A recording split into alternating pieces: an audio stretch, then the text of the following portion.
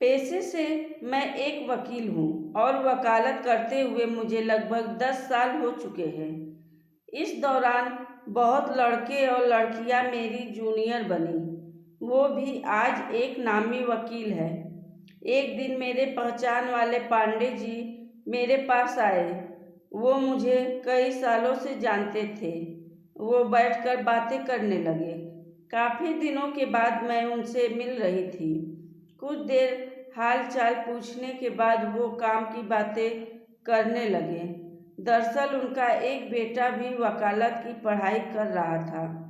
उन्होंने अपने बेटे को मेरे पास भेजने की इच्छा प्रकट की। मैंने उनसे कहा, एक बार मुझे अपने बेटे से मिलवा दे। वो मान गए। फिर कुछ दिन के बाद वो अपने बेटे को लेकर आए। उसका नाम अवधेश था। वो लॉ के फाइनल ईयर में था।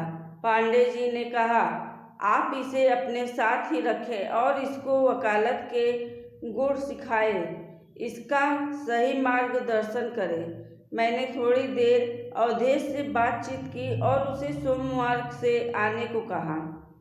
फिर वो बाप बेटा दोनों चले गए। अवधेश एक जवान लड़का था, इसलिए मैंने तुरंत हाँ कर दी। मेरे बताए हुए समय से अवधेश ने आना शुरू कर दिया। वो देखने में बहुत ही ज़्यादा हैंडसम था। कोई भी देखकर उसकी तरफ आकर्षित हो जाता। इससे पहले भी मैं अपनी कई जूनियर को देख चुकी थी।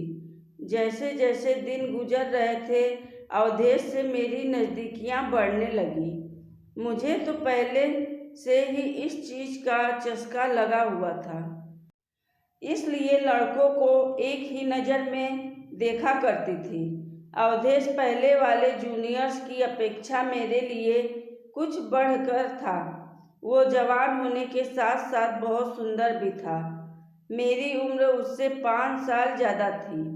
मैं भी गोरी एकदम मस्त फिगर वाली औरत थी, इसलिए जो भी क्लाइंट आता वो अपने केस के बारे में कम, मेरे बारे में ज़्यादा बातें करता था। मैं भी फिगर के दम पर यह मुकाम हासिल की हूँ, क्योंकि आज के समय में सब सीनियर को एंटरटेनमेंट चाहिए ही चाहिए। अगर एंटरटेनमेंट में कुछ तीखी नमकीन मिल जाए तो वह सब करने को तैयार हो जाता है। मैं भी कितने सीनियर और जज साहब को एंटरटेनमेंट दिखा चुकी हूँ। इसी के दम पर इतना नाम शोहरत मिला है। एक दिन मैंने अवधेश को अपने चैम्बर में बुलाया। उसकी पढ़ाई के बारे में पूछा। इधर उधर की बातों के दौरान मैंने पूछा, तुम्हारा लक्ष्य क्या है? आगे चलकर क्या बनना चाहते हो? अवधेश मुस्कुराते हुए कहा, मैम, मैं आपकी कुर्सी पर बैठना चाहता हूँ। मैंने कहा, इसके लिए बहुत समय चाहिए और बहुत मेहनत करनी होगी। अवधेश ने कहा, मैम, कुछ भी करना पड़े, मैं आपकी तरह एक नामी वकील बनना चाहता हूँ। मैंने कहा, मेहनत के साथ तुम्हें बहुत कुछ करना होगा। तब यह कुर्सी ही क्या, ऐसा ऑफिस भी तुम्हारा हो सकता है। तुम एक काम करो, शनिवार को भी चैम्बर आया करो। अवधेश बोला, मैम, शनिवार को तो चैम्बर बंद रहता है। मैंने कहा, तुम शनिवार को शाम को आओ, मैं तुम्हें यहीं पर मिलूंगी। अवधेश मेरी बात पर हामी भरकर चला गया। मुझे पता था कि वो जरूर आएगा। उसको सफलता की ललक थी। शनिवार शाम को अवधेश चैम्बर में आया तो मैं चैम्बर में अकेली थी। मैंने अवधेश से कहा, अवधेश, दरवाज़ा लॉक कर दो ताकि कोई डिस्टर्ब न करे। दरवाज़ा लॉक करके अवधेश पलटा तो मैंने उससे कहा कि तुम इस कुर्सी पर बैठना चाहते हो? वो बोला, हाँ मैम, मेरा ये सपना है। मैंने कहा, तो आओ, इधर आओ और कुर्सी पर बैठो। अवधेश पहले तो मेरी बात को समझ नहीं पाया, मेरी तरफ अजीब सी नज़रों से देख रहा था। मैंने कहा, अरे तुम्हारा सपना है कि तुम इस कुर्सी पर बैठो। मैं सोची कि तुम्हें इस कुर्सी की फीलिंग दे दूं। अवधेश बोला, मगर मैं तो वकालत में नाम कमाकर बैठने की बात कर रहा था।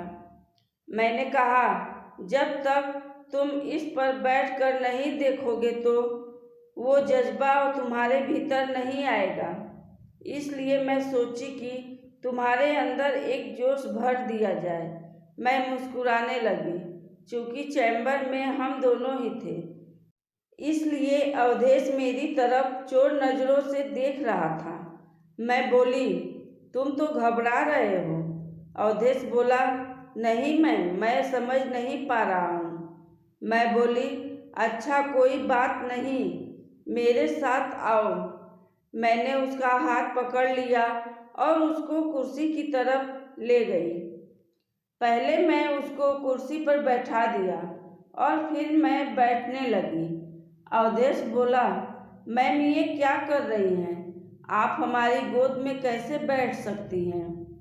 मैं बोली, तुम मुझे मैम मानते हो ना? अवधेश बोला, हाँ मैं मानता हूँ। फिर मैं बोली, तो फिर मैं जैसा कह रही हूँ वैसा ही करो। आराम से मुझे अपनी गोद में बैठने दो। अवधेश शर्माने लगा और मैं उसकी गोद में आकर बैठ गई। अब मैं उसको अपनी बाहों में भर लिया। अवधेश बोला, मैम ये सब क्या है? मैं बोली, डरो नहीं, मैं तो तुम्हें कुर्सी का एहसास करवा रही हूँ। एक दो बार तो उसने छूटने की कोशिश की, लेकिन फिर वो एकदम से मदहोश होने लगा। हमारे जिस्म एक दूसरे से मिल गए थे। अब आधा घंटा तक हम दोनों वह सब कुछ करते रहे। फिर हम दोनों अपने अपने कपड़े पहन लिए। उस दिन के बाद से कई बार मैं अवधेश के साथ घर में, कई बार चैम्बर में एक दूसरे के साथ एंजॉय करने लगी। जब तक वो मेरे पास रहा मैं उसके साथ बहुत खुश थी। अब उसकी वकालत की प्रैक्टिस के साथ मैं उसको उस सब के बारे में भी प्रैक्टिस करवा दी। अब वो एक अच्छा वकील है। अब भी कई बार वो मुझसे मिलने आता है। अगर हम दोनों का मन होता है तो हम अब भी एंजॉय कर मज़ा लेते हैं। दोस्तों, यह कहानी कैसी लगी? अगर आपको पसंद आए तो हमारे चैनल को सब्सक्राइब, लाइक व शेयर ज़रूर करें। धन्यवाद।